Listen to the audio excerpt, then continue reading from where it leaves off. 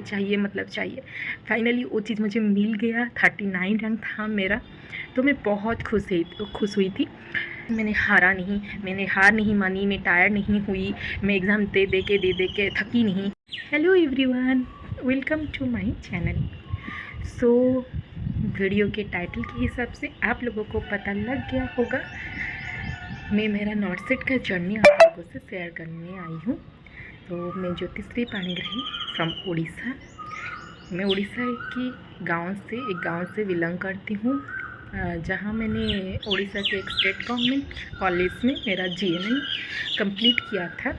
तो GNM complete करने के बाद ऐसे मैंने कोई नॉर्थ सेट का ड्रीम नहीं देखी थी, एम्स में जाऊँगी नहीं सोचा था।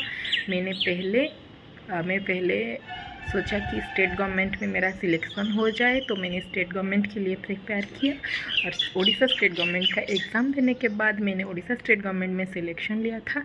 लेकिन उधर जाने के बाद, जबकि मतलब एम्स से उसका सैलरी बहुत ही ज़्यादा कम है, तो मैंने सोचा क्योंकि नॉर्थ सेट के लिए प्रिपेयर किया जाए, तो मैंने उधर फिर से शुरू किया एम्स के लिए प्रिपेयर करना।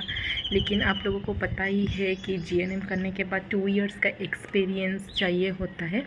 तो पहले मेरा 2 इयर्स कंप्लीट हुआ, मेरा एक्सपीरियंस मेडिकल कॉलेज में कंप्लीट होने के बाद मैंने फिर पढ़ाई शुरू किया, नॉर्थ सेट के लिए प्रिपेयर हुआ।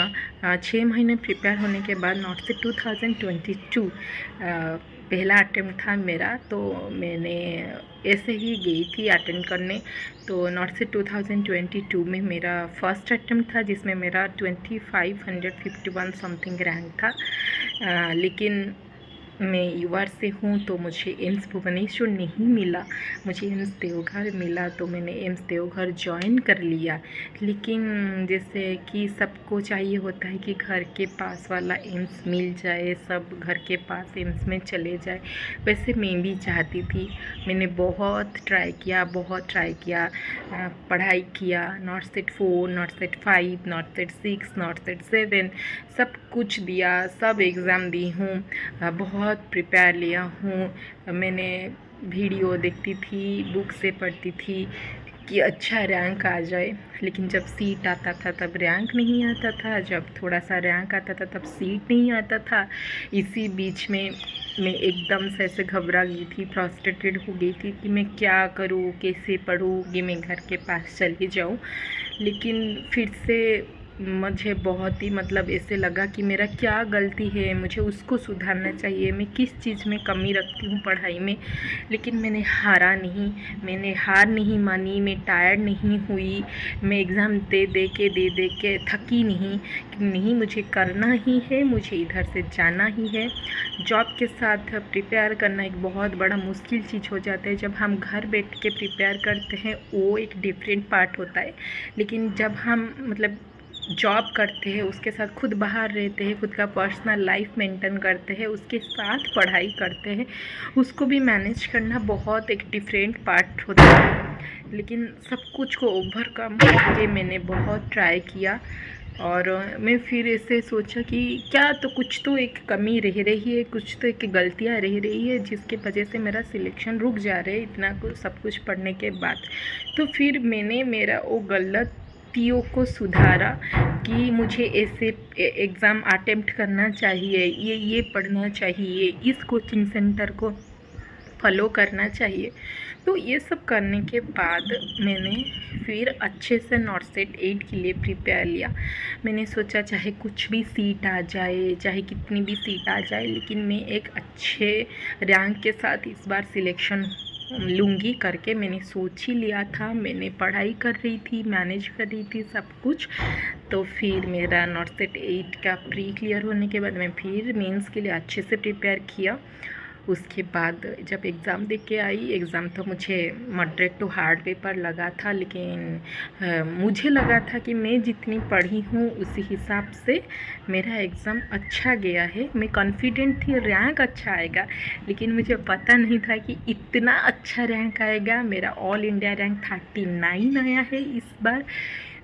मैं देख के मतलब पहले बिलीव नहीं किया कि मेरा 39 रैंक है। मैंने फिर से चेक किया तो मैं बहुत खुश हो गई, बहुत बहुत बहुत खुश हो गई। जिस चीज़ को मैं 2 साल से चाह रही थी, 2 साल से मैं जिस चीज़ के लिए प्रिपेयर कर रही थी, जॉब के साथ जिस चीज़ को मैं मैनेज कर रही थी कि मुझे ये चाहिए मतलब चाहिए, फाइनली वो चीज़ मुझे मिल गया। 39 रैंक था मेरा, तो मैं बहुत खुश हुई थी।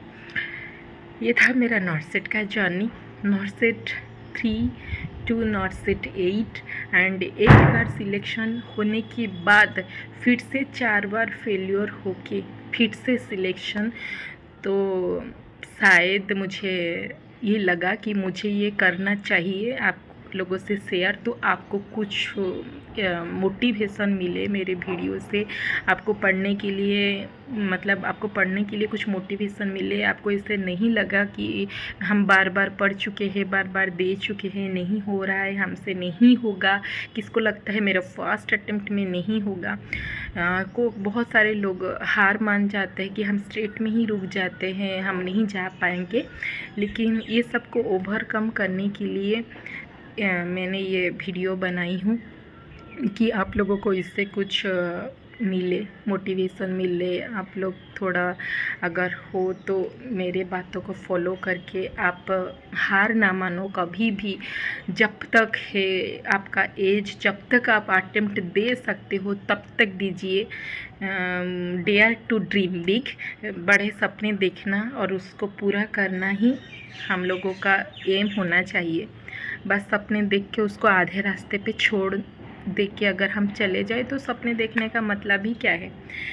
तो हाँ, अगर मैं चाहती तो मैं एम्स देवघर में रह ही जाती, क्योंकि मेरा ऑलरेडी एम्स में सिलेक्शन था। अगर नहीं हो रहा था मेरा उसके बाद तो मैं मतलब छोड़ भी दे सकती थी कि नहीं मेरे से नहीं हो रहा है, मैं 4 बार दे दिया और मैं नहीं कर सकती, नहीं दे सकती, मैं ऑलरेडी एम्स में हूँ। लेकिन मैंने वो नहीं माना, मैंने नहीं मान लिया। मेरा जब तक मुझे मेरा अटेम्प्ट ख़त्म ना हो जाए, मुझे 30 साल ना हो जाए, तब तक मैं सोच लिया था कि मैं देती रहूँगी, मैं पढ़ती रहूँगी। तो वो चीज़ को आप लोगों को फॉलो करना है। और अगर आपको ऐसे कुछ इंस्ट्रक्शन चाहिए कि बिगनर्स के लिए कैसा, नॉर्थ 9 के लिए रोड मैप कैसा होगा, जो पहले से एग्ज़ाम 2-3 बार दे चुके हैं, थ्योरी कवर कर चुके हैं, उनके लिए नॉर्थ 9 का रोड मैप क्या होगा, कैसे पढ़े तो हमारा सिलेक्शन हो जाएगा। तो आपको किस चीज़ पे वीडियो चाहिए आप लोग कमेंट कीजिए, मेरे चैनल को सब्सक्राइब कीजिए। Thank you. जय जगन्नाथ।